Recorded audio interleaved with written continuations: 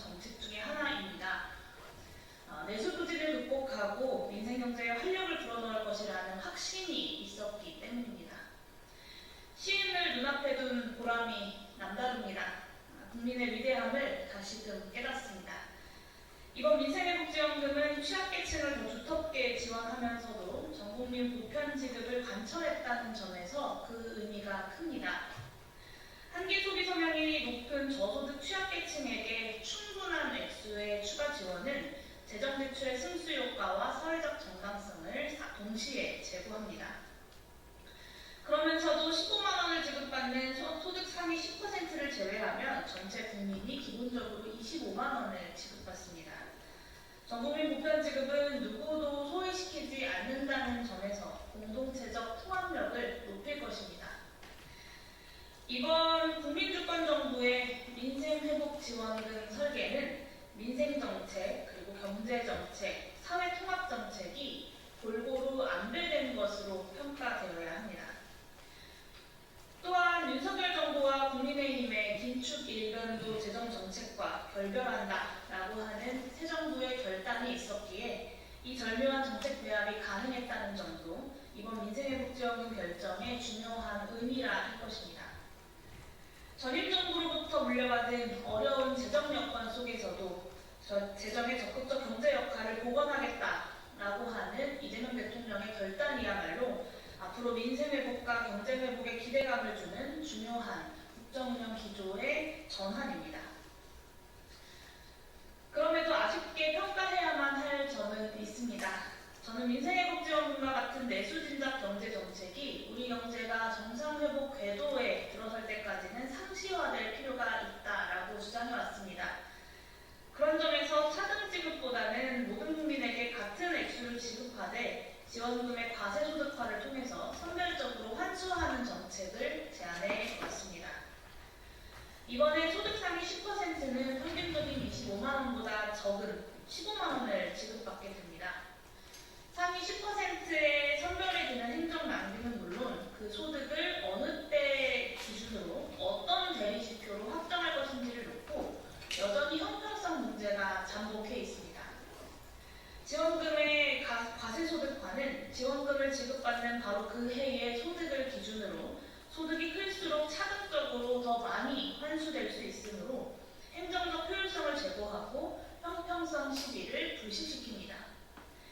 이런 장점에 더해서 재정의 적극적 경제 역할을 위한 바람직한 조세 정책의 작은 원형으로서도 의미가 있다고 할 수 있겠습니다. 민생회복지원금은 결코 일회성 정책이 아닙니다. 앞으로 민생회복지원금을 내수진작 경제정책으로서 수시로 또 적극적으로 활용하기 위해서는 결국 과세소득화가 가장 우수한 방식이다라는 점을 정부 여당에 다시금 호소합니다. 중장기적인 정책 추진을 위해서라도 이 점을 진지하게 검토해 주실 것을 정부 여당에 요청합니다. 민생회복지원금이 이름 그대로 민생을 회복하고 경제를 살리는 마중물 역할을 다할 수 있기를 진심으로 기원합니다. 기본소득당은 다가오는 국회 추경심의 과정에서도 전국민 민생회복지원금 지급이 완수될 수 있도록 최선을 다하겠습니다.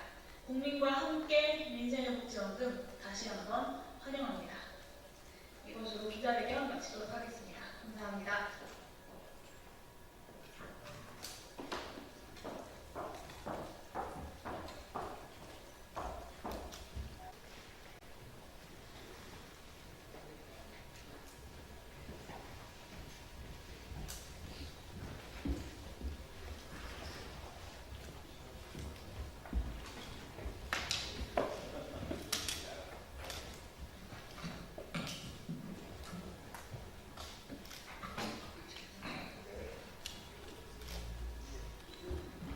안녕하세요. 저희는 국민의힘 김인석 총리 후보 인사TV 소속 배준영 만상 박규택 의원 그리고 저 김희정입니다.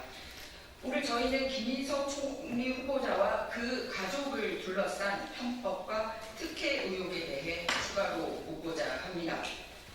우리 국민들은 여야 구분 없이 권력자들의 내로남불의 위선적인 모습을 가장 경멸합니다. 진보를 자처하며 공정과 평등을 외치던 민주당 정권의 간판급 인사들이 정작 자신의 자녀들은 고액의 초월성 교육을 시키며 각종 부모 찬스를 서슴지 않았던 이중적 모습들을 우리 모두 잘 기억하고 있습니다. 과연 김인석 국무총리 후보자와 그 가족에도 그러한 모습은 없는지 국민의 눈높이에서 점검해 보았습니다. 지금부터 2020년에 이루어진 김후보자 장남의 제주도 중학교 전학과 이듬해 2021년 청신국제고등학교 입학, 그리고 그 시기와 맞물려 진행된 전처의 제주국제자유도시개발센터 비상임 이사 임용 경위에 대한 여러 의혹을 짚어보겠습니다. 먼저 장남의 청신국제고등학교 진학을 미리 설계한 정황입니다. 김 후보자의 장남은 21년도 경기도 소재 청신국제고등학교에 입학하여 24년 초에 졸업하고 하반기에 미국 코넬대학교에 입학합니다. 국회에 제출된 인사청문 주민등록 자료를 분석하면 김 후보자의 장남은 20년 4월 3일 거주지를 김인석 후보의 지역구인 서울 여의도에서 제주특별자치도 서귀포시로 옮겨 중학교 3학년을 다니며 경기도의 청신국제고등학교에 지원할 자격을 얻게 됩니다. 청신국제고등학교 입학하려면 경기도 소재 중학교 졸업 예정자이거나 또는 중학교 졸업자로서 경기도에 거주하는 자, 또는 검정고시 등 중학교 졸업자와 동등한 학력이 있다고 인정된 자로서 경기도에 거주하는 자, 중학교 졸업자와 동등의 학력이 있다고 인정된 자로서 경기도에 거주하는 자, 타 시도 소재 특성화 중학교 졸업 예정자 중에 경기도에 거주하는 자, 이렇습니다. 하지만 예외적으로 국내 설립 국제고가 없는 광역시도, 예를 들어서 제주도에서 중학교를 졸업하는 경우에만 지원이 가능한 특목고입니다. 이 시기 김 후보자의 장남은 제주도 서귀포시 남원 소재 타운하우스에 거주하며 세대주는 김 후보자의 전처인 것으로 주민등록상 추정됩니다. 이때 전처는 때를 맞춰서 제주도 소재 국토부 산하 공공기관 비상임 이사를 지원하고 당시 김인석 후보자는 당과 국회에서 최고 실세를 부과하던 시기라는 사실도 짚어보겠습니다. 2020년 초 제주도로 주소지를 옮긴 것으로 보이는 김 후보자의 전처는 장남의 제주도 전입일로부터 5개월 뒤인 2020년 9월 하순 국토교통부 산하 공공기관인 제주국제자유도시개발센터 여기에 비상임 이사 공고에 지원하게 되며 이후 기재부 공공기관 운영위원회 심사 절차를 거쳐 2020년 11월 9일부터 2년간 비상임 이사로 재직하며 매월 200만 원의 회의 수당을 수령하게 됩니다. 문제는 김 후보자 전처의 JDC 지원 자격 문제입니다. 당시 JDC 비상임 이사 공고문을 보면 지원 자격은 경영에 대한 지식과 경험을 갖춘 분, 성명성과 도덕성 등 건전한 윤리의식을 갖춘 분, 최고 의사결정기구 구성원으로서 경영 비전 제시 능력을 갖춘 분, 전문 분야에 대한 해박한 지식과 비전을 갖춘 분, 개발센터 경영에 대한 정확한 분석과 판단력을 갖춘 분 등으로 되어 있습니다. 한편 당시 김인석 후보자는 당에서는 더불어민주당 포용국가비전위원회 위원장 했고 이어서 더불어민주당 미래전환 K뉴딜위원회 사회적 뉴딜 분과위원장을 역임했고 국회에서도 예산결산특별위원회 위원과 보건복지위원회 위원장으로 활동하며 당과 국회에서 실세로 역할을 하게 됩니다. 국민 여러분들이 보시기에 과연 김 후보자의 전처가 이러한 국토부 산하 공공기관의 지원 자격 요건에 얼마나 부합한다고 생각되는지 판단해 주시기 바랍니다. 국민의 세금이 들어가는 공공기관의 자리는 특정인들의 전리품이 되어서는 안 됩니다. 이 당시는 문재인 정부 시기이고 이 기관의 이사장은 대통령 비서실 출신이었습니다. 비상임 이사 인사는 JDC 임원추천위원회 추천과 기재부 공문위 심의를 거쳐 절차가 진행되며 당시 사정을 확인한 바에 따르면 기재부 공문위로부터 비상임 이사직을 올해 공석으로 주면 안 된다는 연락이 있었고 그에 따라 JDC는 2020년 9월 21일 비상임 이사 공고를 내고 김 후보자의 전처는 그에 맞춰 지원하게 됩니다. 11명의 지원자 중 9명이 탈락하고 김 후보자 전처를 포함한 최종 상위는 기획재 기획재정부 장관의 임명을 받아 2020년 11월 9일부터 2022년 11월 8일까지 2년간 JDC 비상이사로 재직하게 됩니다. 이와 관련하여 김인석 후보자와 그의 전처에게 함께 묻겠습니다. 김 후보자의 전처는 왜 그 시기에 제주도로 거주지를 옮겼고 또 JDC 비상이사 공모 사실을 어떻게 알게 된 것입니까? 김인석 후보자는 전처의 JDC 비상이사 지원 사실을 당시 알고 있었습니까? 또 누군가에게 전처를 챙겨봐달라고 부탁을 하지는 않았습니까? 한편 김인석 후보자는 자녀의 교육 및 학비는 전 배우자가 담당하고 있다고 밝혔습니다. 과연 김 후보자 장남의 제주도 전학 문제와 그렇게 해야 청신국제고등학교 지원 자격이 생긴다는 사실을 전처로부터 듣거나 이와 관련하여 서로 상의한 사실은 없습니까? 또 전처의 JDC 비상이사 공모 지원 역시 그녀가 제주도에서 장남의 학업과 생활에 필요한 생활비에 보태려고 오롯이 혼자서 알아서 한 결정입니까? 이에 대해서도 김 후보자의 명확한 입장을 내주시기 바랍니다.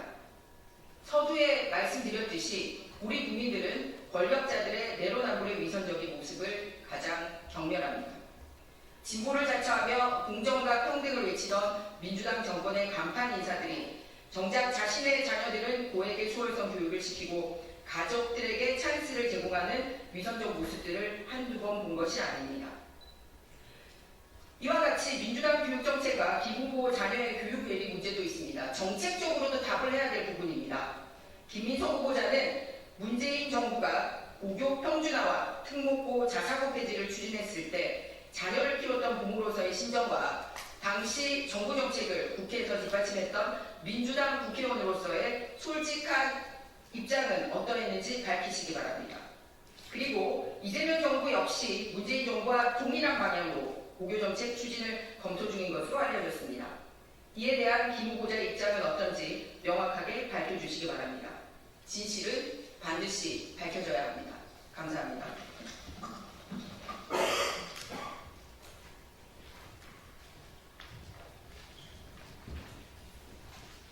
의원입니다. 오늘 오전에 있었던 이종석 국정원장 후보자 인사청문회 보고서 채택 일방 취소에 대해서 입장을 밝히고자 합니다. 그럼 준비한 입장문을 읽도록 하겠습니다. 이종석 국정원장 후보자 인사청문회 보고서 채택 일방 취소에 관한 입장입니다. 6월 19일에 있었던 이종석 국정원장 후보자 인사청문회 직후 정보위원회 간사가 기자 여러분들께 설명드린 바와 같이 여야 양당은 이종석 후보자에 대한 인사청문회 경과보고서를 금일 오전 10시에 채택하기로 합의한 바 있습니다. 어제 인사청문회를 마치고 신성범 정보위 상임위원장은 오늘 10시에 전체회의를 열어서 인사청문회 보고서를 채택하겠다라고 일정을 고지한 바 확실하게 있습니다. 하지만 오늘 아침 국민의힘 정보위원장과 간사는 원내 지도부의 지시다라고 하면서 첫 번째 인사 검증부터 쉽게 합의를 해줄 수 없다라고 하는 지시를 받았다면서 이종석 국정원장 청문보고서 채택은 원내대표 협상과 이재명 대통령님과의 오찬 회동 이후에 결정하겠다고 통보해 왔습니다. 그리고 오늘 오전 10시에 예정되어 있던 정보위원회 전체 회의를 단 30분 전인 9시 반에 통보하고 9시 45분에 공식적으로 행정실을 통해서 공지하였습니다. 있을 수 없는 일입니다. 어제 충분히 시종일관 진지한 분위기 속에서 오전 공개 청문회, 오후 비공개 청문회를 진행하였습니다. 이 과정에서 이종석 원장 후보자에 대해 그 자질이 충분히 인정을 받았습니다.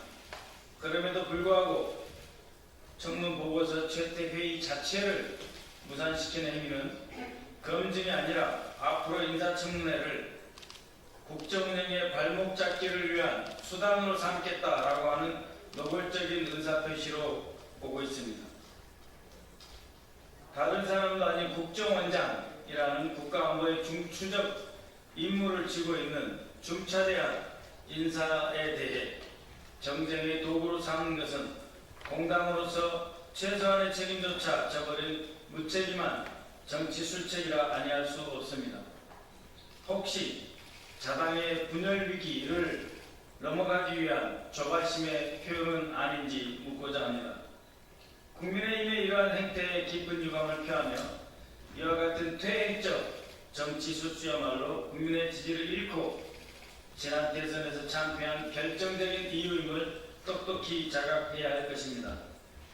이제는 국정의 파트너로서 다시 한번 자성하고 최소한의 협치 의지라도 보여주시길 바랍니다. 국정원장 후보자 인사청문회 경과보고서 채택을 더 이상 정략적인 이유로 질질 끌지 마시고 즉각적으로 오늘이라도 정상 절차로 복귀할 것을 강력히 촉구합니다. 2024년 6월 20일 더불어민주당 정보위원회 일동 감사합니다.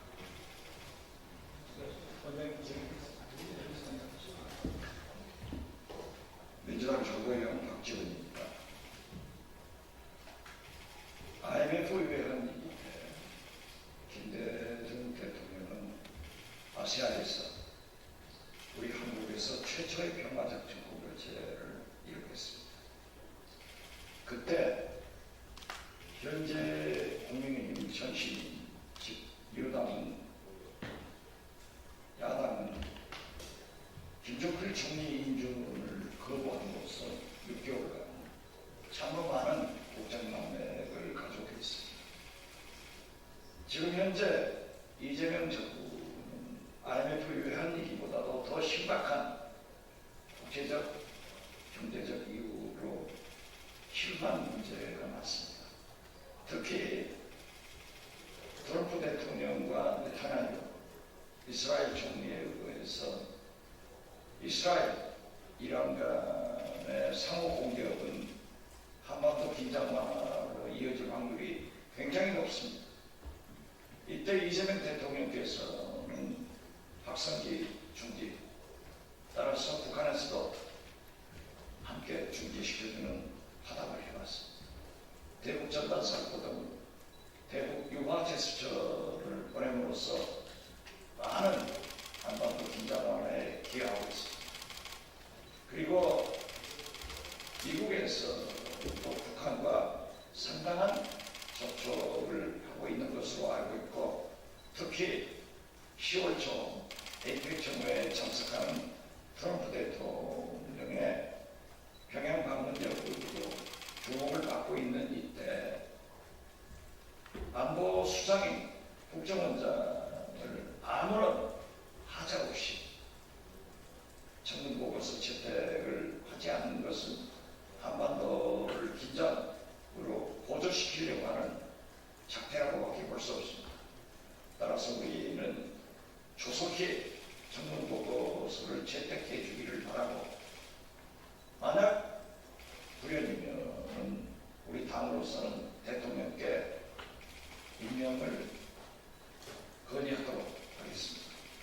언론인 여러분들의 한반도 현황과 이스라엘, 이란 사태를 보더라도 이준석 국정원장의 청문보고서 채택이 안보를 중시하는 국민의힘의 길이다라는 것을 말씀드립니다.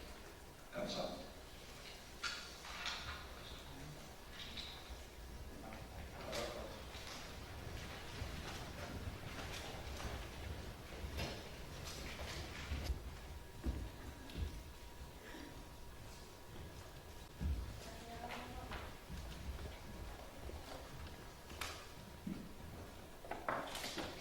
네, 안녕하십니까. 더불어민주당 원내대변인 백승아 의원입니다. 오늘의 논평 말씀드리겠습니다. 심우정 검찰총장은 지난 4년 동안의 김건희 수사는 무엇이었는지 똑바로 답하십시오.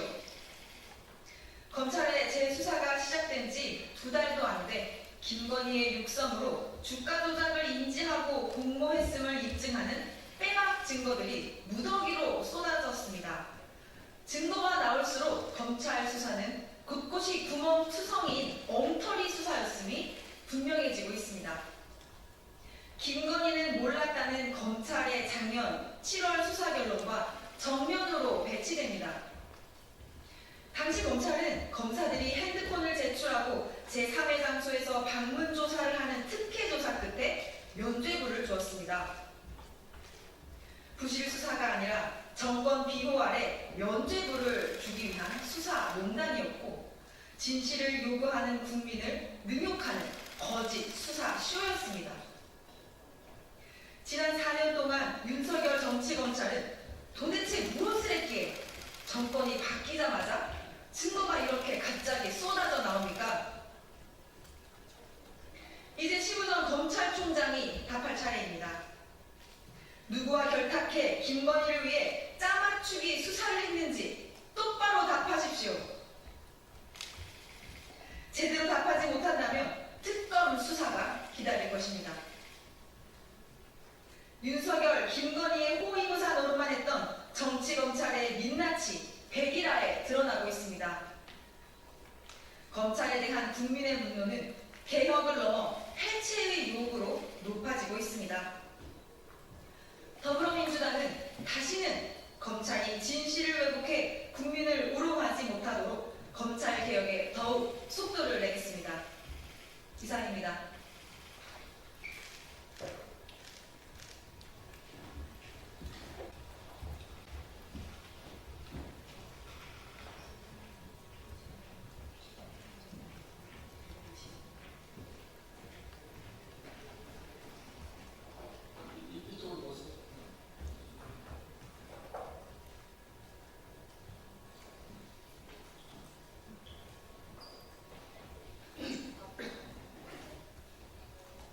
네, 진보당 민생특별위원회 기자회견 바로 시작하겠습니다.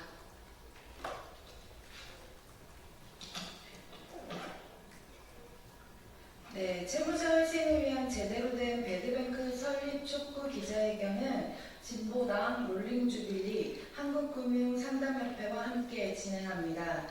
기자회견 사회를 본 저는 진보당 민생특별위원회 당사 김성은입니다. 오늘의 기자회견은 사회자의 취지 발언 이후 이경민 진보당 공동대표님, 강명수 한국금융복지상담협회 회장님, 그리고 유순덕 롤링주빌리 상임이사님의 발언이 이어질 예정이며 윤종호 진보당 원내대표님의 기자회견문 낭독으로 마무리하도록 하겠습니다. 발언 전 따로 소개는 없이 진행하도록 하겠습니다. 오늘 기자회견의 취지입니다. 진보당과 롤링주빌리 그리고 한국금융복지상담협회는 가계부채 상담 관련 업무 협약을 체결하고 빚으로 고통받고 있는 서민들과 자영업자들의 가계부채 상담과 채무자들의 권리 향상을 위해 함께 하고 있습니다. 어제 이재명 정부에서 발표한 추경 예산안에 따르면 소상공인 재기 지원으로 16조 원 규모의 장기 연체 채권을 매입 후 심사를 거쳐 일회성 소각을 발표했습니다. 이재명 정부의 배드뱅크 사업이 시작했다고 볼 수 있습니다. 정권이 바뀔 때마다 회생 지원을 내세우며 출발했던 배드뱅크, 기존의 방식 그대로 운영된다면 채무에서 고통받는 사람들을 구할 수 없습니다. 이재명 정부가 말한 자영업자, 소상공인, 취약계층의 채무조정에서 빚 탕감까지 특단의 대책을 성공하기 위해서는 제대로 된 배드뱅크 도입이 필수적입니다. 오늘 기자회견은 그동안 가계부채 상담과 배드뱅크 운영 주체인 캠코의 문제점을 각 발언자분들께서 말씀해 주실 예정입니다.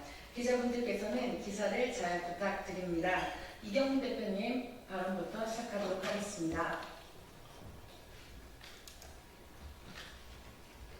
네, 반갑습니다. 진보당 공동대표자 진보당 민생특별위원회 위원장 이경민입니다. 어제 이재명 정부에서 경기 진작 및 민생 안정을 위한 새 정부 추경 예산안이 발표되었습니다. 이재명 정부가 약속한 배드뱅크 사업의 본격적인 출발이라 볼 수 있습니다. 고금리 장기 연체로 누적된 채무 부담을 덜어주는 이번 조치는 매우 반갑다고 할 수 있습니다. 하지만 조심스럽게 짚어야 할 점들도 있습니다. 배드뱅크는 매 정부마다 새로운 이름으로 등장했지만 본래 목적이었던 채무자회생은 제대로 실현되지 못했습니다. 그 운영을 맡았던 캠코는 지금도 여전히 수조 원에 이르는 채권을 소각하지 않고 보유하고 있습니다. 이 채권들은 과감히 정리되어야 합니다. 배드뱅크를 운영했던 캠코는 추심 업무를 민간 신용정보사에 이용을 하면서까지 채권 추심에 열을 올렸습니다. 이로 인하여 채무자들은 과도한 추심에 시달려야 했고 배드뱅크는 회생의 풍요가 아니라 또 다른 고통의 굴레가 되어버렸습니다. 그럼에도 불구하고 일부에서는 채무자들에게 도덕적 해이라고 낙인을 찍고 있습니다. 채무의 고통에서 벗어나지 못해 삶을 다시 설계할 기회조차 갖지 못한 이들에게 너무도 쉽게 책임을 전가하는 행태입니다. 올해 1분기 5대 시중은행에서만 23건의 금융사고가 발생했고 이 중 10억 미만의 사고가 18건, 10억 이상 100억 미만 사고도 5건이나 됩니다. 놀라운 일입니다. 그런데 이런 금융권 사고에 대해서는 아무도 도덕적 해이를 말하지 않습니다. 이 얼마나 말이 안 되고 아이러니한 일입니까? 소상공인 자영업자들의 채무는 개인의 무절제나 일탈이 아니라 정부 정책 실패와 구조적 경제 위기의 결과입니다. 이재명 정부의 배드뱅크 운영은 달라야 합니다. 채무자를 회수의 대상이 아닌 회생의 주체로 바라봐야 합니다. 이 관점으로 정책이 설계되어야 지금까지의 배드뱅크의 실패를 되풀이하지 않을 것입니다. 이상입니다.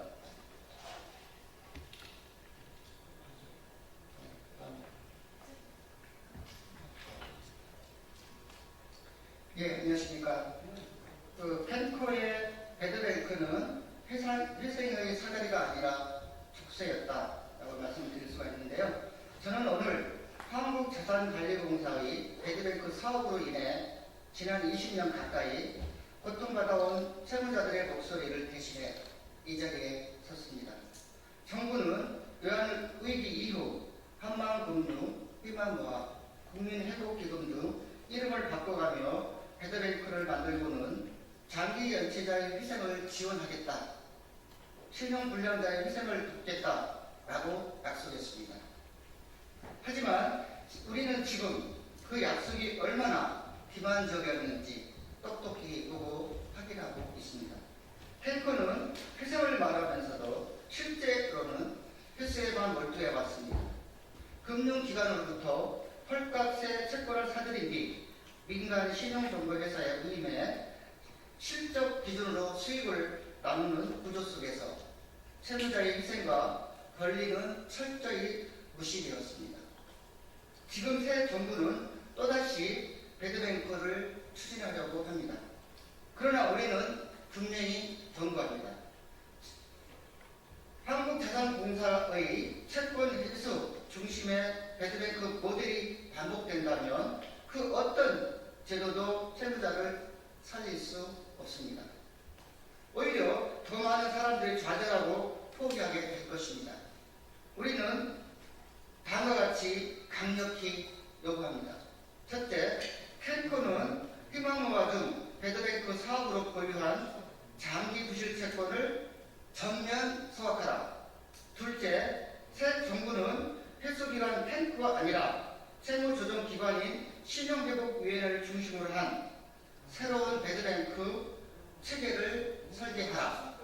셋째, 공공기관이라는 이름을 앞세워 이윤을 추구해온 펜코의 불법적, 비인권적 추진 행태에 대해 전면 조사를 실시하고 책임을 명확히 물어야 한다.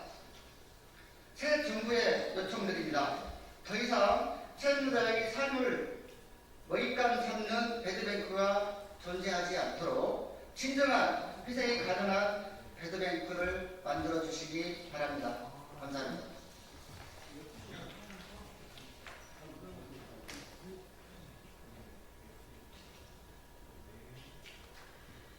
저는 오늘 배드뱅크의 본질을 망각한 채 공공기관의 채무를 저버리고 있는 한국자산관리공사 캔코에게 단호히 묻고자 이 자리에 섰습니다. 캔코는 지금 새 정부의 배드뱅크 사업을 자신들의 조직 확대와 미래의 먹거리하고 수단으로 삼으려는 태도를 즉각 중단해야 합니다. 공공기관이 국민의 채무를 이용해 이익을 추구하고 있다면 그것은 더 이상 공공이 아닙니다. 그동안 캔코는 희망노아, 한마음금융, 행복기금 등 배드뱅크 사업을 통해 한시적인 특별법의 근거로 부실채권을 매입해 왔습니다. 그러나 지금은 그조차 부족하다는 듯 비영리 법인에 의한 상시적 채권 매입을 가능케 하는 법 개정으로 본인들의 목표를 달성하고자 하고 있습니다. 이는 사실상 금융위원회 등록 비영리 법인이라는 매피를 씌워서 캔코가 부실채권을 상시적으로 매입하여 추심하겠다는 것이며 회생을 위한 제도 설계를 가장한 캔코의 추심 권한 확대와 사업 영역 확장의 욕망일 뿐입니다. 이것이 바로 배드뱅크를 회신 중심이 아니라 추심 중심의 사업 구조를 유지하겠다는 캔코의 속내입니다. 배드뱅크 본래의 목적은 분명합니다. 채무자의 회생, 장기 연체자의 사회 복귀를 돕는 것이지 채권의 회수를 극대화하자는 것은 아니었습니다. 그러나 지금의 캔코는 자신들이 보유한 부실 채권을 민간 신용정보사에 위임하고 수백억의 수수료를 지급하고 있습니다. 20년 전 매입한 채권조차 끊임없이 되살리며 생계통장 조상들이 잠들어 계시는 선상까지 압류하고 경매하여 이익을 추구하며 개인 채무자 보호법을 위반하면서까지 불법 추심하고 있습니다. 지금 캔코가 할 일은 새 정부의 배드뱅크 사업에 뛰어드는 것이 아닙니다. 그동안 자신들이 보유하며 악질적으로 추심해온 배드뱅크 채권부터 즉시 소각해야 합니다. 이것이 공공기관으로서 최소한의 책임입니다. 현대 캔코는 배드뱅크 사업을 통해 수조 원이 넘는 부실채권을 직접 보유하고 있으면서 이 채권 상당수는 고령이거나 질병을 앓고 있는 분들의 채무로 30년 이상 경과된 채권입니다. 이들 채권은 회생의 기여로 활용되기보다는 압류와 추심의 수단으로 쓰이며 채무자의 최소한의 소득 활동마저 포기하게 만들고 있습니다. 그 결과 많은 이들이 자립할 기회를 빼앗긴 채 결국 국가의 복지 제도에 의존할 수밖에 없는 상황으로 내몰리고 있습니다. 또한 캔코의 장기 소액 연체 재단은 약 1,000억 원의 규모의 기금을 수년째 보유하고도 아무런 사업도 하고 있지 않습니다.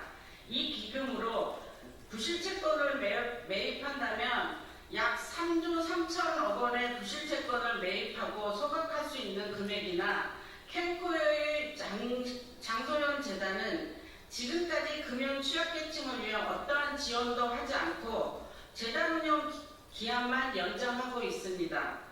우리는 이제 선택해야 합니다. 추심의 공공화라는 이름 아래 건업만 커진 캔코에 계속 배드뱅크 사업을 맡길 것인지 아니면 채무조정기관인 신용회복위원회 중심으로 전면 전환하여 진정한 회생 중심의 시스템을 만들 것인지 말입니다. 새 정부의 배드뱅크는 회수가 아니라 회생을 위한 배드뱅크가 되어야 합니다. 감사합니다.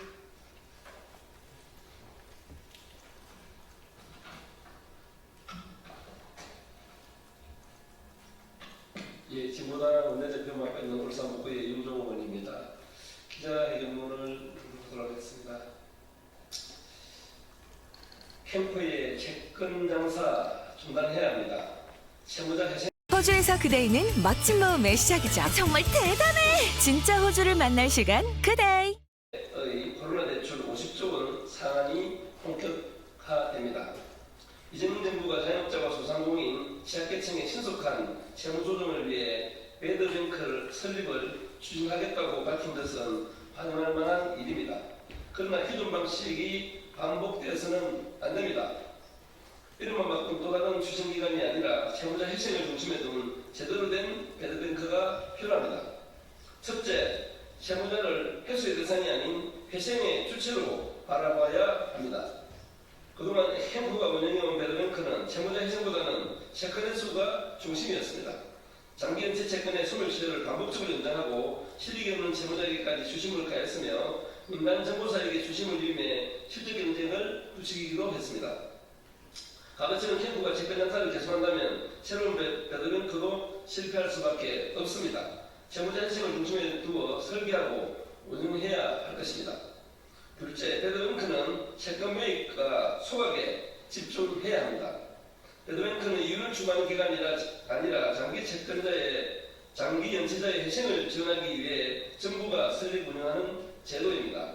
부실 채권의 매입과 소각이라는 본래의 역할에 충실해야 할 것입니다. 어제 발표된 조경안에서 장기 연체 채권 50만 원 이하 7년 이상 채권을 소각하겠다는 방침은 환영할 만한 일입니다. 그러한 부분에 집중해서 역할을 할 것을 요청드립니다.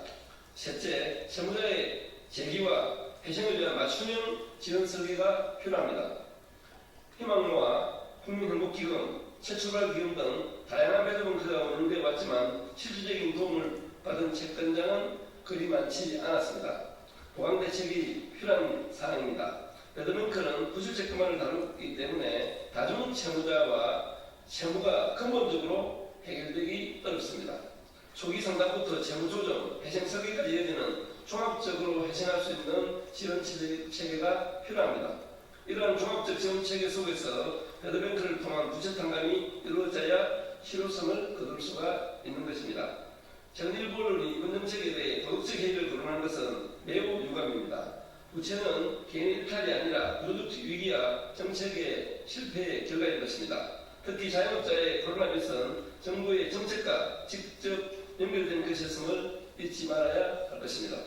부채 탕감은 단지 개인 구제를 넘어 사회 전체의 경제 회복과 선순환을 위한 제도적 장치입니다.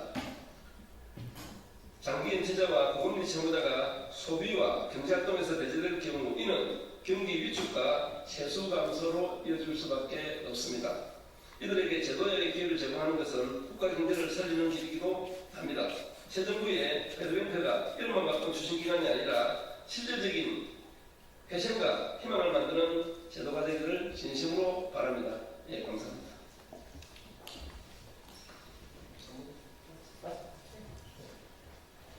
기자에게 와서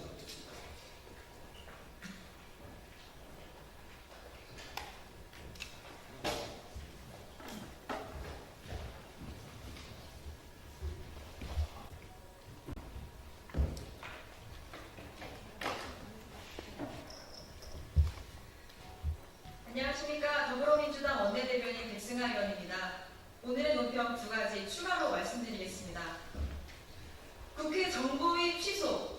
국민의힘은 국가 안보마저 발목 잡기의 수단으로 삼을 셈입니까?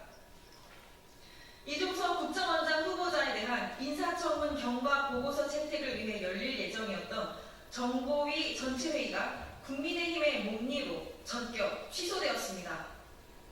국민의힘에 묻습니다. 이러고도 국민의힘이 안보를 중시한다 말할 수 있습니까? 전 세계에서 전쟁과 군사적 충돌이 벌어지고 있는 현실이 보이지 않습니까? 지금의 대외 정세 속에서 대한민국은 칼날 위를 걷고 있습니다. 대한민국의 안보를 위협하는 현안들이 곳곳에 산적해 있는데 국정원장을 공백으로 둘 수는 없습니다. 심지어 전임 국정원장의 내란가담 의혹까지 철저히 밝혀내야 하는 마당에 국정원장 자리를 공석으로 남겨두자니 참담합니다. 국민의힘의 발목 잡기로 국정 정상화가 지체되는 것도 모자라 국가 안보를 위협받는 상황에 이르지 않을지 심히 우려스럽습니다. 국민의힘은 당장 정보위 전체회의를 소집해 이종석 후보자에 대한 인사청문 경과 보고서를 채택할 수 있게 협조하십시오. 그것이 대한민국의 안보를 지키기 위한 길이며 안보를 중시하는 자칭 보수 정당이라면 마땅히 해야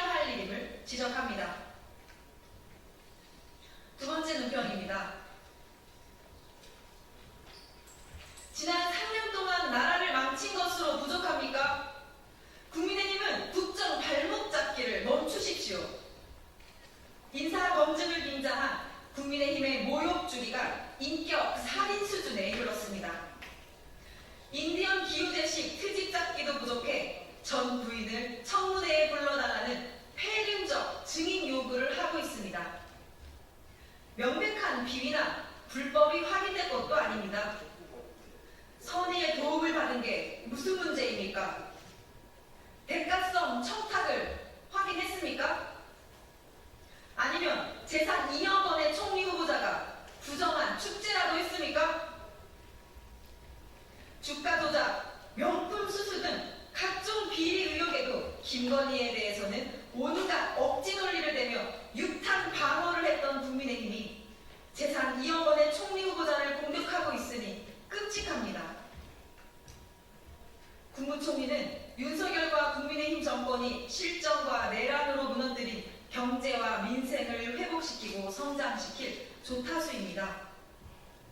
그런데 본인들이 무너뜨린 대한민국을 정상화하는데 협조하지는 못할 망정 인사 검증을 빙자해 새 정부의 구성을 발목 잡겠다니 양심도 없습니까? 심지어 의원총회를 열어 실체도 없는 말폭탄을 쏟아내며 새 정부의 오물을 끼얹으려는 의도를 국민께서 모르실 것 같습니까? 지난 3년 동안 나라를 망쳐놓고 그래도 부족합니까? 청문회는 새 정부에게 먹칠을 하기 위한 먹칠 회자리가 아닙니다. 국민의힘은 국정 발목 잡기에만 몰두하는 파렴치한 정치를 당장 중단하시기 바랍니다. 이상 마치겠습니다. 감사합니다.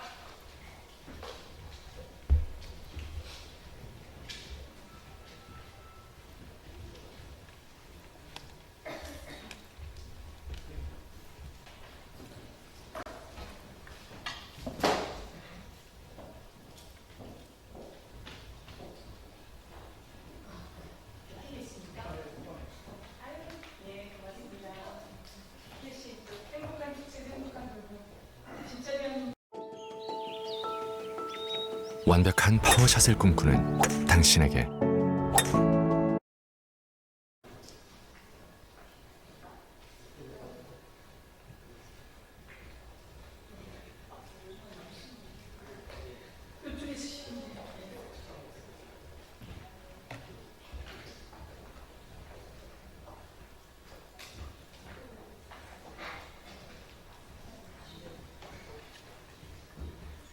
예, 안녕하세요. 대한민국이 좋아지고 있습니다. 오늘은 제 입꼬리가 올라가고 있습니다. 오다가 나온 속보입니다. 코스피가 3천을 뚫었다고 합니다. 대한민국 국민 여러분 축하드립니다. 지금이 경제가 살아날 골든타임입니다. 대한민국 국민들께서 윤석열 정권 파면시키시고 이재명 대통령 만들어 주신 덕분에 그 무섭던 서슬퍼렇던 12월 3일 비상경 발표되던 날 대한민국 국민들께서 국회로 와서 국회의원들이 비상경을 해제시킬 수 있도록 저희들을 지켜주신 덕분에 새로운 세상은 만들어졌고 코스피가 3천을 뚫었습니다. 환율은 1,370원대로 내려왔습니다. 지금이 골든타임입니다. 제가 전 국민 민생회복 지원금이 필요하다고 원내대표 후보부터 요청했는데 어제 추경안도 확정되었습니다. 전 국민에게 국민이 낸 세금을 다시 돌려드리면서 경제 살아날 마중물을 만들게 하고 어려운 분들에겐 좀 더 두텁게 지원함으로써 대한민국이 이제 경제 회복할 수 있는 골든타임이 되었습니다. 다시 한번 국민들 덕분입니다. 라고 하는 말씀을 드립니다. 저희는 이재명 대통령 후보 시절 인구미래위원회 이재명 대통령 후보 직속 인구미래위원회 위원님들입니다. 이 귀한 분들이 대한민국의 인구 위기,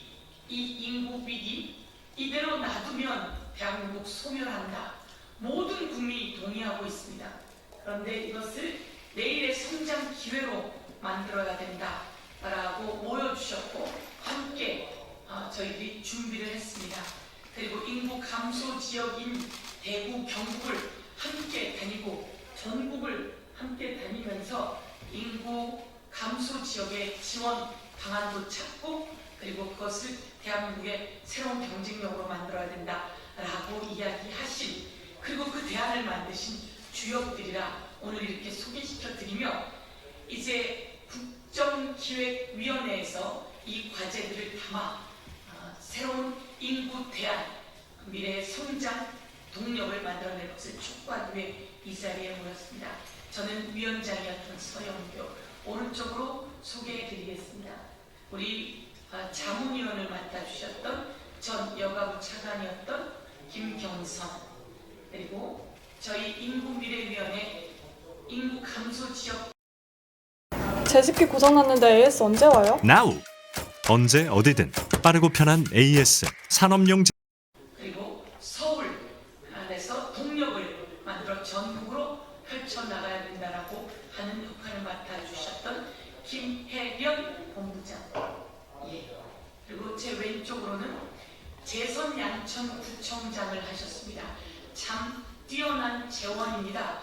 여성으로 서울의 구청장을 재선한다는 건 보통 일이 아닌데요. 향후 큰 역할들을 저희가 이 인구미래위원회에서 또한 요청드리면서 저희 부위원장을 맡아주셨던 김수영, 저출산 고령화위원회 사무처장 역할을 맡아주면서 우리의 주요 역할을 맡아주셨던 분과장, 본부장 역할을 한 박진경, 그리고 건강보험공단 지사장을 역임하면서 우리 인구미래위원회의 건강사회행복위원회 위원장을 맡아 전국 조직을 떠올린 김삼용 이렇게 위원장님이십니다. 이렇게 여러분께 소개를 시켜드리면서 제가 우선 기자회견문을 낭독하고 10개의 아젠다가 있습니다.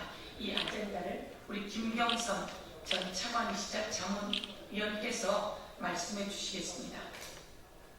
새 정부가 출범한 지 보름이 지났습니다. 2주가 간 넘은 기간 동안 이재명 정부는 많은 일을 했습니다. G7 정상회담에 참석해 대한민국이 돌아왔음을 전 세계에 알렸고 국정기획위원회가 출범해 새 정부 구성을 위한 기초작업이 한창 진행 중입니다. 전국민 민생회복지원금도 오늘 국무회의에 상정되어 조만간 국회로 넘어와 논의될 예정입니다.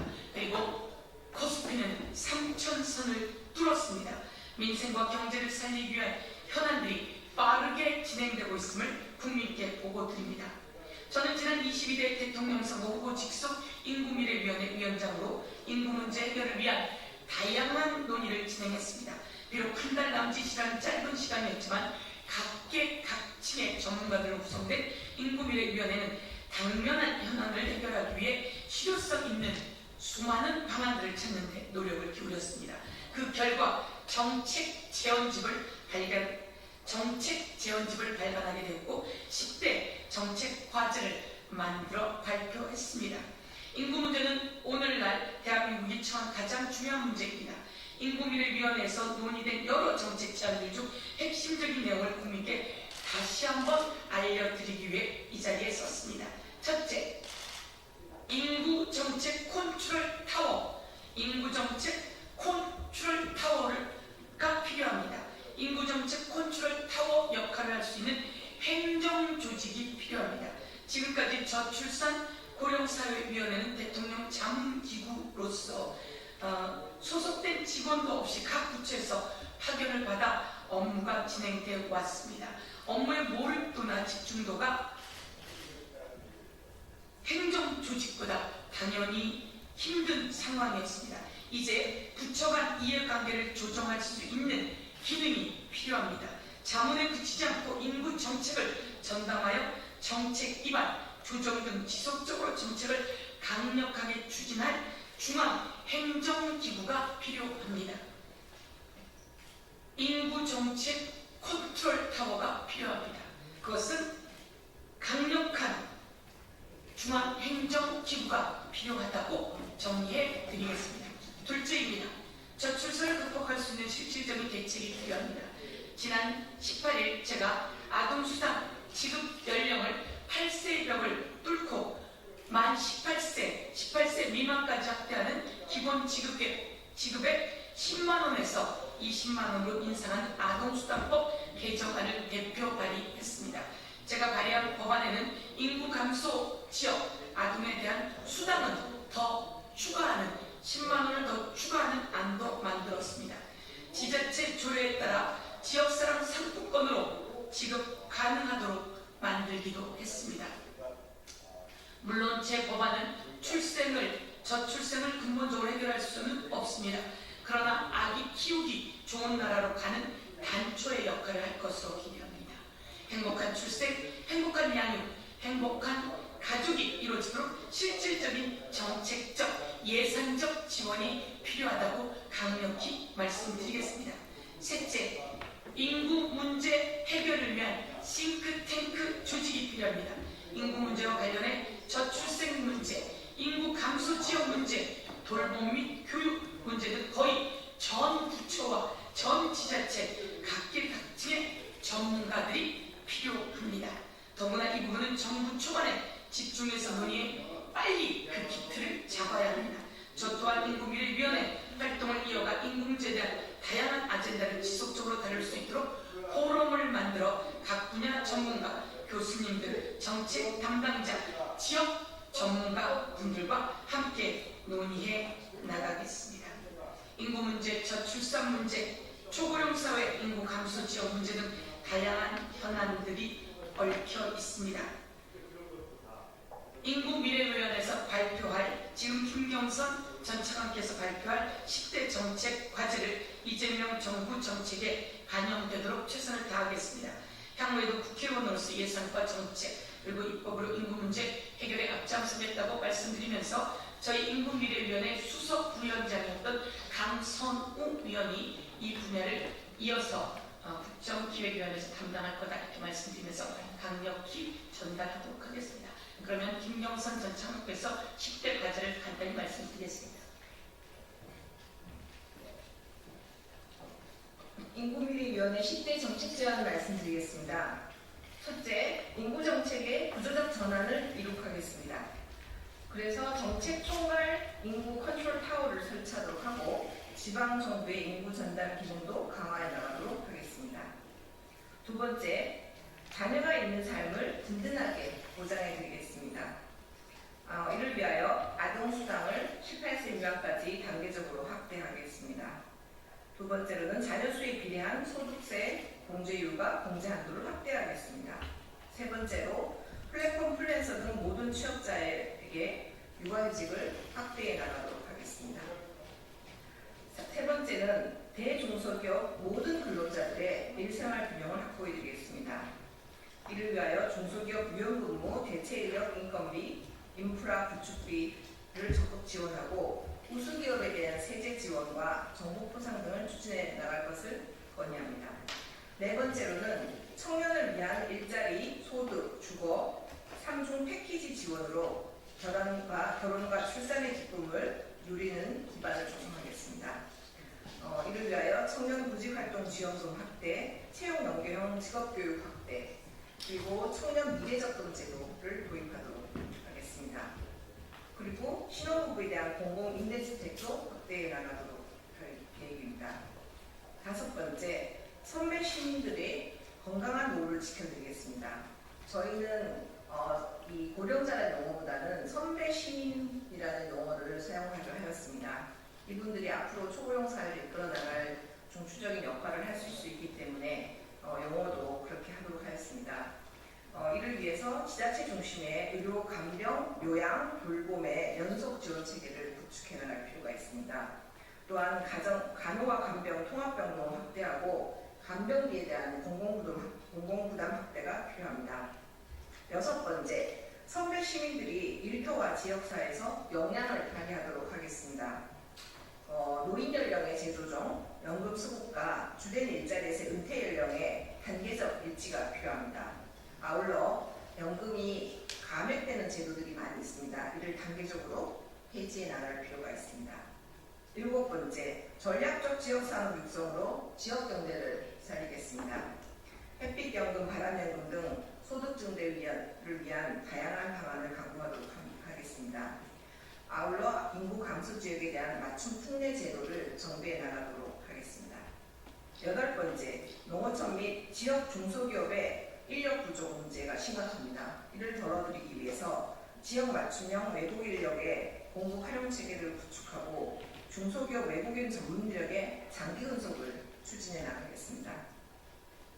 9번째, 인구 변화를 수용한 살기 편하고 안전한 도시를 만들겠습니다. 농어촌 도로의 평탄화, 태양광 가로등 설치 등 모든 세대에게 안전한 도시 설계가 필요합니다. 아울러 선배 세대들을 위한 선배 세대 친화형 뉴빌리지의 정착도 필요합니다. 마지막으로 10번째, 인구 위기를 성장의 기회로 삼겠습니다. 돌봄 로봇의 개발과 보급 등 에이스테크 산업을 발전시켜서 일자리를 창출하겠습니다. 아울러 AI 기반 의료 등 첨단 부문에 있어서 고용 창출도 적극 추진해 나가도록 하겠습니다. 이런 10가지 정책 제안은 우리 인구미래의 활동 성과로서 저희가 마련하였고, 이 부분에 대해서는 정책기획위원회와 부처에 전달해서 앞으로 인구 정책을 추진하는 데 반영되도록 적극 노력하겠습니다. 감사합니다. 예, 저희가 이렇게 10대 과제 정부에 전달해서 꼭 이 인구의 위기를 미래의 성장의 기회로 만들어 내겠습니다. 감사합니다. 감사합니다. 알겠습니다.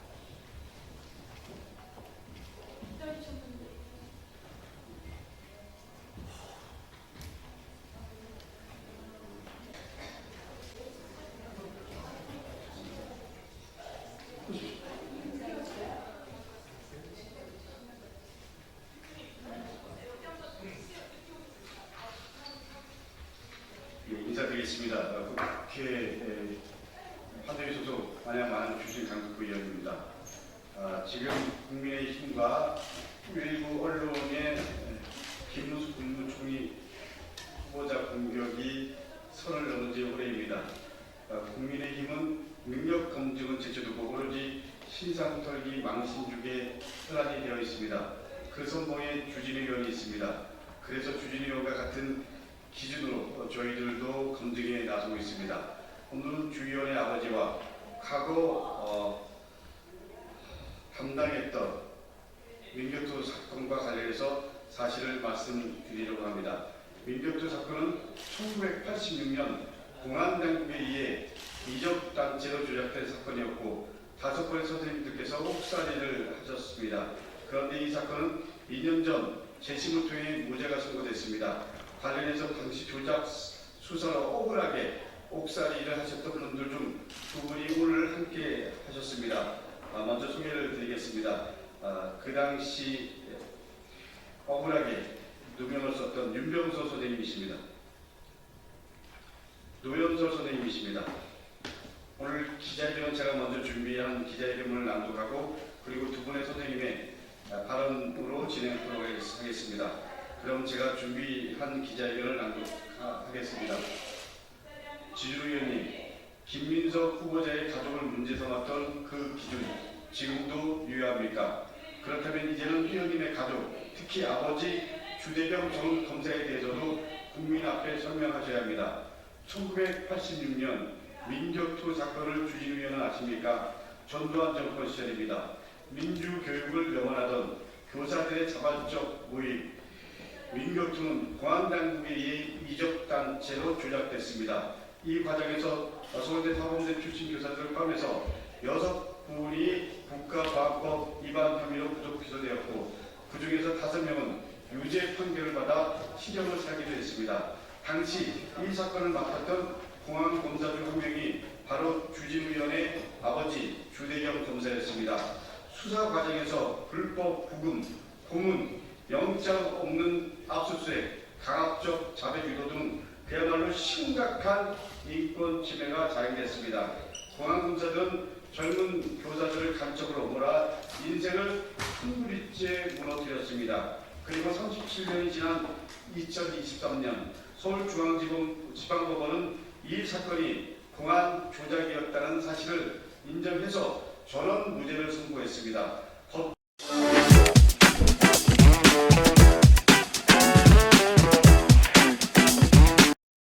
주대경 검사의 아들인 주진우 의원에게 요구합니다. 민교토 사건은 조작된 수사였습니다. 그러나 억울하게 고통받은 교사들에게 지금까지 주대경 검사는 사과 한마디도 없습니다. 국민들이 지켜보고 있습니다. 지금이라도 사과하십시오. 젊은 교사들을 간첩으로 몰았던 공안검사 주대경이 축적한 재산 일부는 아들 주진우 의원과 그리고 주진우 의원의 아들인 손자에게로 되돌림되었습니다.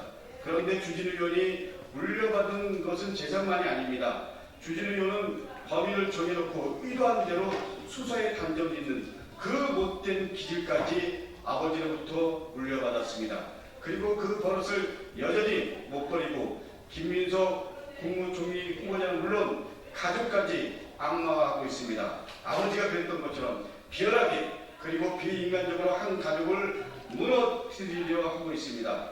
지금 이 시점에서 주진우 의원과 아버지 주대경 검사의 과거를 조명하면서 극명하게 대비되는 김민석 후보자와 어머니 김초롱 여사를 떠올리게 됩니다.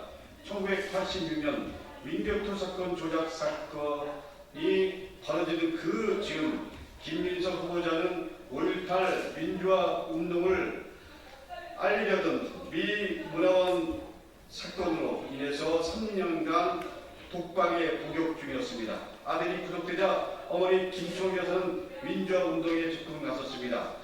민가역 초대회장으로 그리고 아들은 물론 다른 민주화 운동 가족과 수감된 학생들을 돌보는 일에 앞장섰습니다.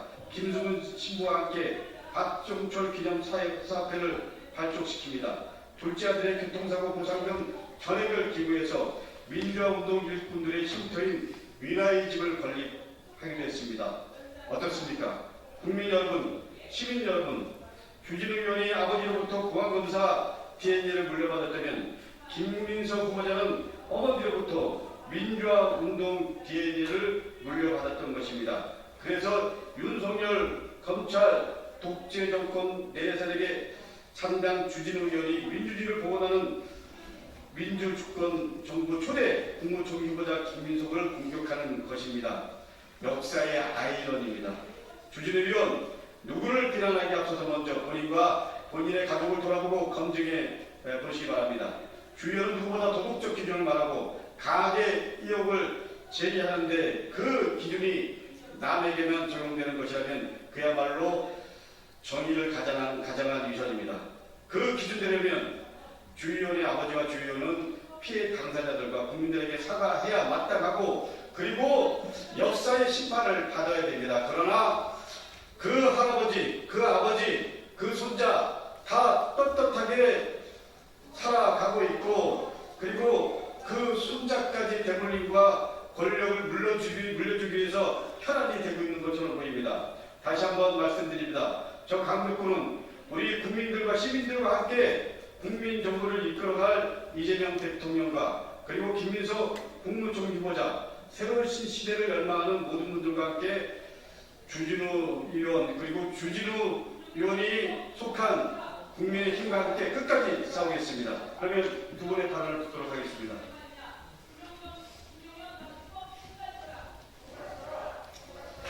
안녕하십니까. 저는 1986년 관악고등학교에서 재직 중에 9월 19일 날 밤늦게 사법경찰 3명으로부터 어떠한 압수수색 영장이나 체포영장 없이 강제로 연행이 되었습니다. 지금 나중에 알게 된 사실은 서울시경의 대공분실이었던 장안동에 있는 대공분실이었습니다. 거기서 이미 일주일 동안 고문과 협박을 받고 있던 노현선 선생님이 쓴 자술서 이만한 양의 자술서를 보여주면서 거의 그대로 베끼라고 해서 거부를 했더니 무자비한 폭행 그리고 욕조에 물을 담아놓고 물고문까지 시켜서 저는 그때 바로 중이염이 생겨서 나중에 교도소에 갔을 때까지도 계속 치료를 받아야만 했습니다. 결국은 경찰은 우리 교사들 6명이 저희 집에 모여서 올바른 교육이 무엇인가 이거에 대해서 같이 토론하고 학습하고 이랬던 모든 과정이 경찰은 북한을 이롭게 하기 위한 이적 행위였다. 이렇게 몰아가기 시작했던 것이죠. 거기에서 거부하면은 끊임없는 그 고문을 당했던 것입니다. 그리고 나서 검찰에 넘어갔을 적에도 그 당시 저희 6명의 선생님들을 2명의 공안검사가 담당을 했는데 저하고 노현선 선생님이 처음에는 신광호 고등검찰관의 취조를 받았습니다. 그러다가 나중에는 노현선 선생님은 주대경 검사한테 넘기치고 나머지 이장원 선생님, 이상래 선생님, 송원재 선생님, 한상우 선생님까지 주대경 검사가 취조를 했습니다. 제가 신광욱 검사로부터 취조를 받은 적에도 경찰에서 강제로 쓰게 만들었던 자술서를 그대로 인정해라. 인정하지 않으면 형을 더 많이 높여서 기소를 하겠다. 이런 협박 속에서 취조를 받았습니다. 마찬가지로 주대경 검사도 함께 저희 끌려갔던 저희 선생님들에게 동일하게 경찰에서 강제로 고문에 의해서 작성된 진술서를 그대로 인정하라고 강요를 했습니다. 그래서 이 모든 과정이 사실은 공안검사의 협박 속에서 취조가 되었고 그걸 그대로 지장을 찍게 되었던 것입니다. 이 과정은 재판 과정에서도 분명하게 고문당했고 우리는 무죄라는 것을 끊임없이 증언을 했습니다마는 결국 1심에서는 저는 1년 6개월의 실형을 받았고 나머지 동지들은 교사들은 1년을 받고 교도소에 계속 수감이 됐던 것입니다.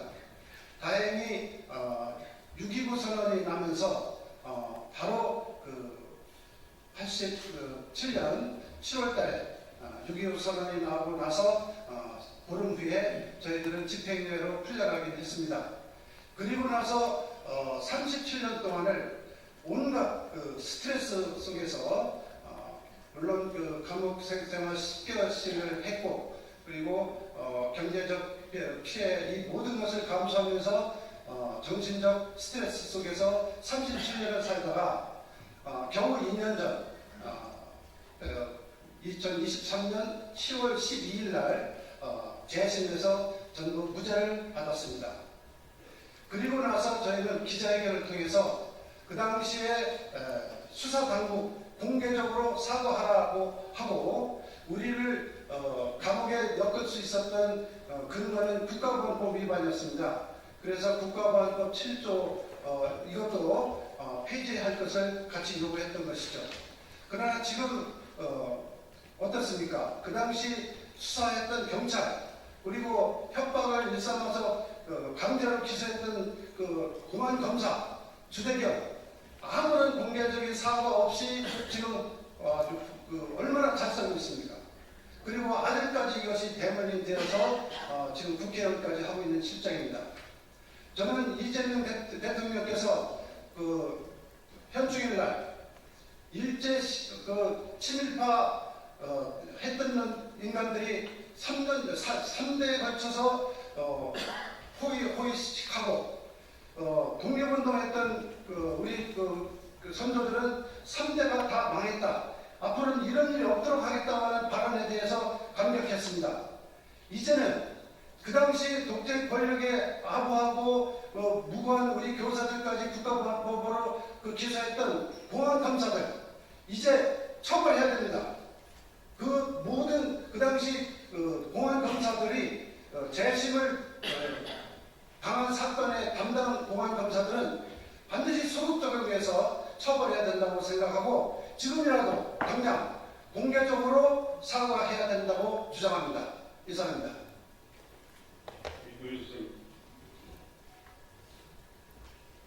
저는 지금 다 말씀드렸기 때문에 간단하게 몇 가지만 말씀드리겠습니다. 예, 간단하게 주대경 검사, 제가 지금 이걸 공개적으로 말씀드리는 것은 참 모호합니다. 왜냐하면 검사라고 하는 것은 어린아이들이 생각하기에는 이 정의를 실현하고 악을 소탕하는 그러한 직책을 가지고 있는 숭고한 그런 직책이라고 생각할 겁니다. 그런데 제가 거기에 대해서 아니라고 하는 그런 이야기를 하는 그런 비극적인 그런 일이 되겠는데, 딴 건 다 거듭 정리하고, 이 주대경, 이 공안검사는 당시에 제가 28, 9이었습니다. 이럴 때 이 주대경 검사 만남은 결국에는 그 후에 그 실체를 알게 됐습니다. 그때 당시에 제가 고문받고 했던 거는 다 다른 사람이었지만 실질적으로 그걸 종합한 사람은 주대경 씨였습니다. 왜냐하면 처음에는 주대경이라는 이 사람인지를 몰랐습니다. 재심하면서 정확하게 알게 되었는데, 이 주대경이라는 사람이 이 공안검사로서의 위치일 때 제가 이 경찰에서 고문을 받고 한 거를 이거를 어떻게든 간에 이 검찰 단계에서는 이거를 바로 잡아야 되겠다라는 그런 일념으로 이 검사를 부탁을 했습니다. 이 검사를 좀 뵙게 해달라. 수사를 담당하는 그런 사람만 저를 담당을 했는데, 그러면은 저보고 반성문을 쓰라고 했습니다. 그리고 검사를 너 때문에 산다. 실토를 그걸 인정을 하는 건데, 근데 어떻든 간에 검사를 봐서 인정을 좀 받아야 되겠다, 말을 해야 되겠다라고 해가지고 요구를 해서 반성문까지 썼습니다. 근데 제 취조받을 때는 끝내 나타나지를 않았습니다. 그래서 어쩔 수 없이 이제 재판에 들어가게 됐는데, 재판에 들어가기 전에 그때 나타난 사람이 주대경인 거를 나중에 알게 됐습니다. 이 주대경 검사가 그때 당시에 저를 보자고 해놓고서 얘기하는 소리가 뭐냐면, 재판할 때 허튼 소리 하지 말라는 거였습니다. 쉽게 말씀드리면은 고문한 얘기 이런 쓸데없는 소리 하지 말라는 거였는데, 제가 그때 당시에 고민이 많았습니다. 그럼 형량이 더 높아질 거라고. 그거 우리 마음대로 한다고. 그래서 고민을 했지만은 그래도 이거는 아니다라고 하는 그런 일념으로 재판 과정에서 실토를 했습니다. 그런데 그때도 조금 얘기하고 다 제지를 당해가지고 일부 처음 부분만 하루치 부분, 그때 일주일치의 이야기를 할 작정했는데 하루치 부분 정도도 잘 못하고 그걸 제지를 당했습니다. 나와서 이제 재심을 할 때 보니까 뒤에 이름이 실제 저는 한강호 검사인 줄 알았는데 알고 보니까 주대경 씨였어요. 주대경 씨가 그때 당시에 또 다른 조사를 재심하면서 조사를 해봤더니 저를 신고한 이 복사집의 주인은 간첩 신고했다 가지고 간첩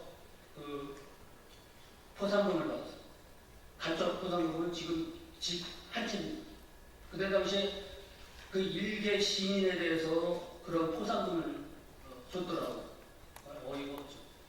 그래서 이해가 됩니다. 주대경 씨가 그래서 양심을 저버리고 출세의 눈이 어두운 것은 바로 이런 거였구나. 지금이라도 최선의 사죄를 해주시기 바랍니다. 이상입니다. 백배 이야기에서 질문을 드리겠습니다.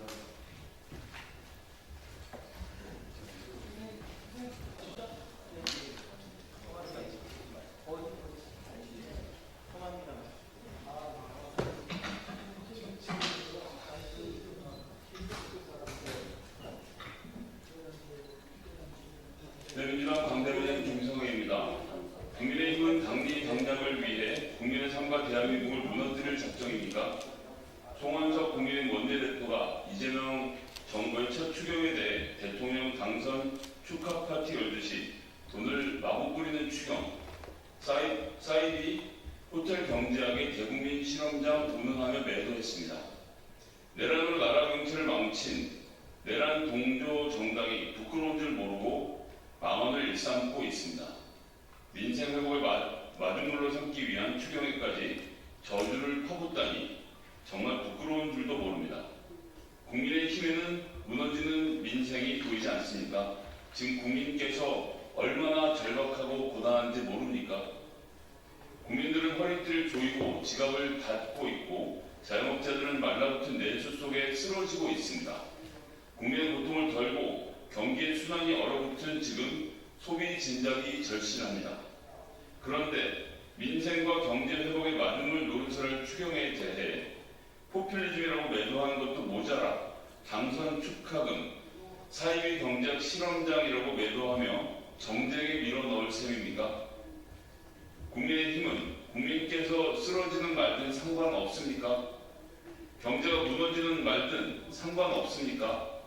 국민의힘은 당리 당량을 위해 국민의 삶과 대한민국을 무너뜨릴 작정입니까? 국민께서 미혼모 지원 예산의 삭감을 주장하면서도 지역구 토목 예산을 챙기던 송원석 의원의 비정함을 똑똑히 기억합니다. 송원석 원내대표는 그 비정함을 이제 국민에게 휘두를 작정입니까? 지금은 여야가 힘을 모아 국민의 민생과 일상을 지켜야 할 때라는 점을 국민의힘은 명심하기 바랍니다. 감사합니다.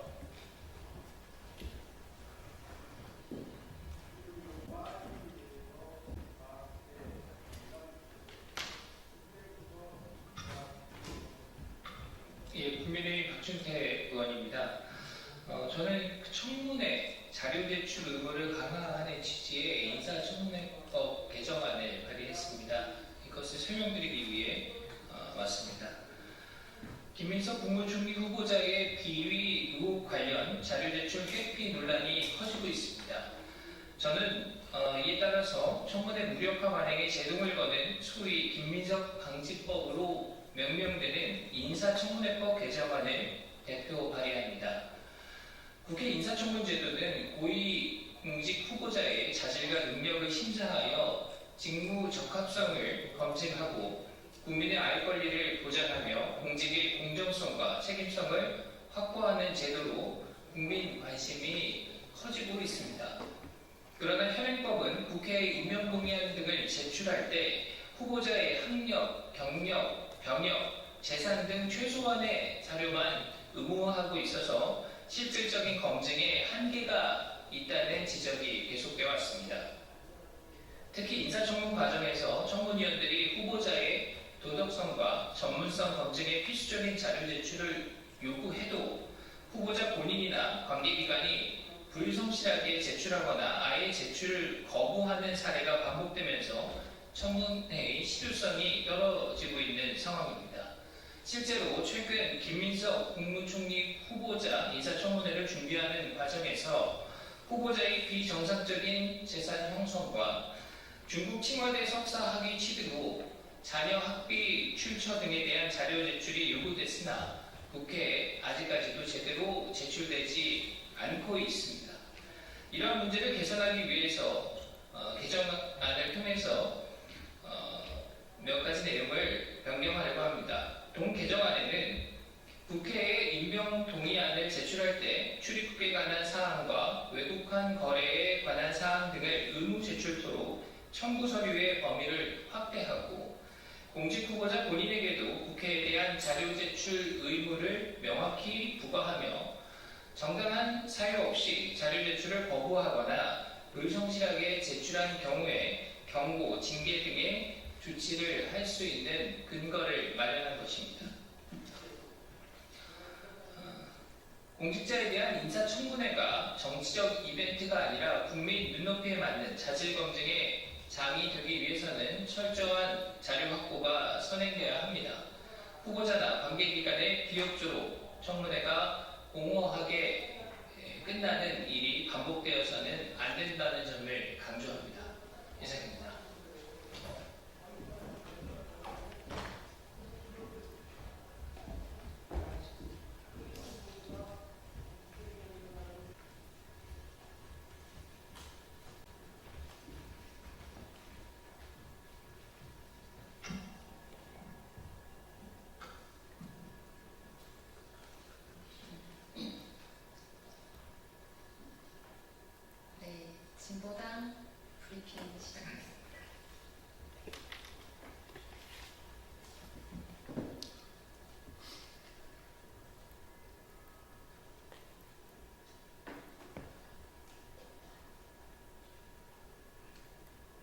진보당 브리핑 시작하겠습니다.